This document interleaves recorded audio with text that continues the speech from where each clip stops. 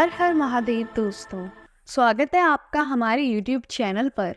आज की वीडियो में हम सुनेंगे शिव महापुराण श्री शतरुद्र संहिता का 28वां अध्याय, यतिनाथ हंस रूप अवतार। नंदिकेश्वर बोले, हे महामुनि, अबरुदाचल पर्वत के पास भिलमशोत्व आहुक नामक एक भील रहता था। उसकी पत्नी का नाम आहुका था। वह बहुत पतिव्रता थी। वे दोनों पति पत्नी भगवान शिव के परम भक्त थे। एक दिन वह शिव भक्ति भील की तलाश में बहुत दूर निकल गया।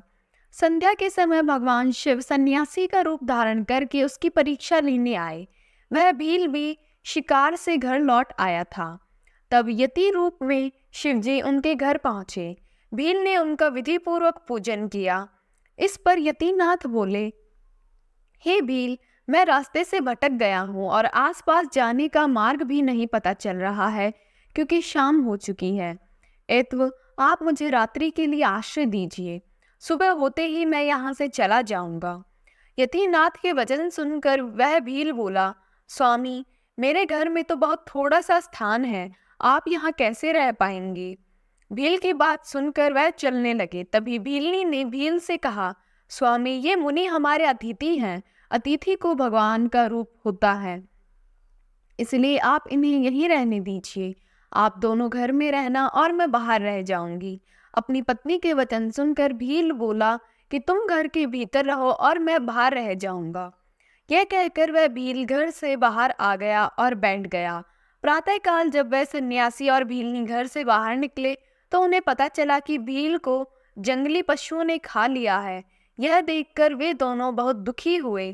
तब वह सन्यासी बोला कि मेरी वजह से तुम्हारे पति की मृत्यु हो गई है। हे देवी, मुझे क्षमा कर दीजिए।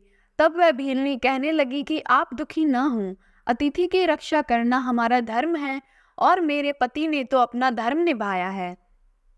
यह कहकर उस भीलनी ने चिता तैयार की और उसमें अग्नि प्रज्वलित कर सती होने लगी। उसी क्षण भगवान शिव वहां प्रकट हो गए और बोले, तुम धन्य हो, मैं तुम पर प्रसन्न हूँ। तुम अपनी इच्छा अनुसार वर मांगो, मैं तुम्हारी इच्छा अवश्य पूरी करूंगा। देवादिदेव महादेव जी को इस प्रकार सामने पाकर भीलनी बहुत प्रसन्न हुई और शिवजी की स्तुति करने लगी। बहुत कहने पर जब भीलनी ने कुछ नहीं मांगा तो भगवान शिव बोले, अगले जन्म में मैं हंस रूप में प्रकट होऊंगा। तुम विदर्भ नगर में भीमराज की पुत्री दमयंती के रूप में जन्म लोगी। उस समय यह भील निषाद देश का राजपुत्र होगा। उसके पिता वीरसेन होंगे और उस जन्म में उसका नाम नल होगा। तब हंस रूप में मैं तुम दोनों अर्थात नल दमयंती का मिलन कराऊंगा। उस समय तुम समस्त राजभोग भोगने के पश्चात मोक्ष को प्राप्त होगे। यह कहकर भगवान शिव वहीं लिंग रूप में स्थापित हो गए। भील के धर्म के प्रति अचल रहने के कारण यह लिंग अचलेश नाम से जगत प्रसिद्ध है। अगले जन्म में भील नल भीलनी दमयंती बनी और भगवान यतिनाथ शिव के हंस रूप में जन्म लिया और उनके पूर्व जन्म के पुण्य से प्रसन्न होकर उन्हें सुख प्रदान किया।